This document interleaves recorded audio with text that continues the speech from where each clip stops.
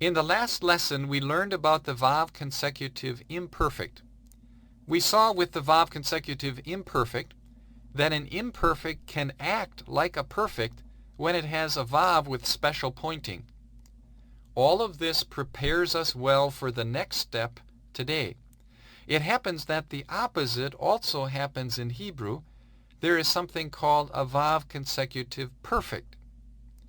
If you want to say he will keep and he will send in Hebrew, with two consecutive verbs in future time, this is how you would say it. Yishmor v'shalach. The first verb is an imperfect, he will send. The next verb looks like a regular perfect with a vav. When it is in this construction, however, following an imperfect, we will translate it in future time just like the verb that preceded it. We will translate, and he will send, and we will call it a Vav Consecutive Perfect. What's happening here, you can think of as the opposite of the arrangement with the Vav Consecutive Imperfect. With Vav Consecutive Imperfect, we started with a perfect and then continued with Vav Consecutive Imperfect. Here, we start with an imperfect and then continue with Vav Consecutive Perfect. In each case, the Vav Consecutive verb is translated like the lead verb. It happens with Vav Consecutive Perfect, however, that there is no distinctive pointing on the Vav. Notice the Vav here is pointed according to the normal Vav pointing rules. We have v'shalach, Vav with a simple vocal schwa. Now let's look at another example with another person.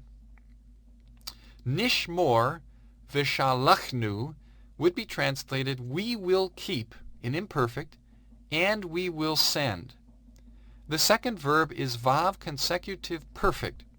It is translated in future time just like the imperfect that precedes it, and you can see the normal pointing of the Vav, just a simple vocal schwa. Here's another example where we can again see the normal pointing of the Vav. Tishbaru u shalachtem. This would be translated, you masculine plural will keep, and you masculine plural will send. The second verb form is Vav Consecutive Perfect. Notice the pointing of the Vav. This is according to the normal Vav pointing rule. Before simple vocal schwa, the Vav is pointed as a shurek. Tishmaru u shalachtem. With the three examples we have seen, the subjects were the same on the two verbs. The subjects don't need to be the same though. Here is an example of a Vav Consecutive Perfect with a shift in subject. Eshmor v'shalechu. Translate, I will keep and they will send. The first verb is imperfect. The second is Vav Consecutive Perfect. Translate the second in the future as the first. I will keep and they will send.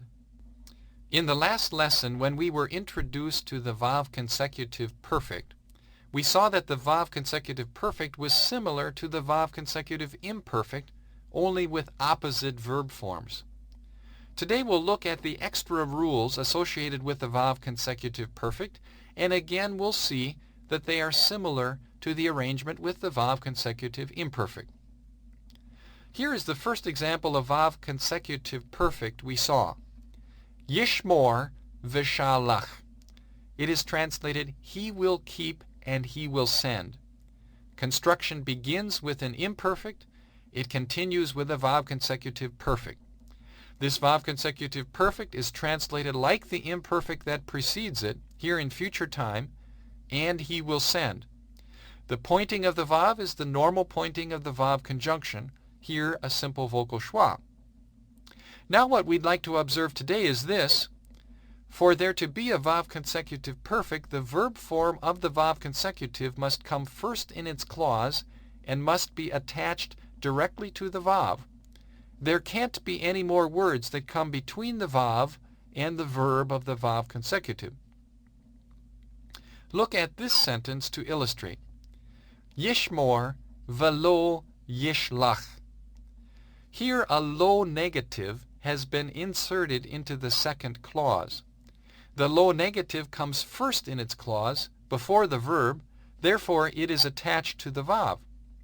Now there will not be a Vav Consecutive Perfect. Rather, the clause has a simple imperfect to follow the imperfect that preceded. So again, in order for there to be a Vav Consecutive Perfect, nothing can come between the Vav and the verb of the Vav Consecutive. It also happens that a Vav Consecutive Perfect can begin a section, even without a preceding imperfect. Here are the first words of Micah 4:1.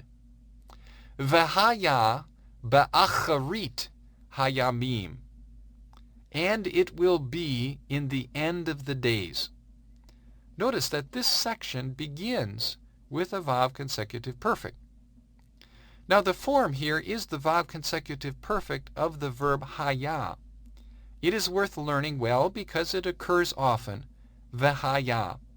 It can be translated, and it will happen, or and it will be. There's nothing unusual about the form, of course. It is the normal form of the perfect with a Vav added according to the normal Vav pointing rules. There is one more little peculiarity with some Vav Consecutive Perfects. Sometimes with Vav Consecutive Perfect, the accent shifts away from the Vav to the end of the word. This usually happens with first and second person singular forms. Here are some examples. Lakachti is I took. If you want to say, and I will take, using a Vav Consecutive Perfect, it is pointed v'lakachti. The accent shifts to the end. Here's another example. Lakachta means you took.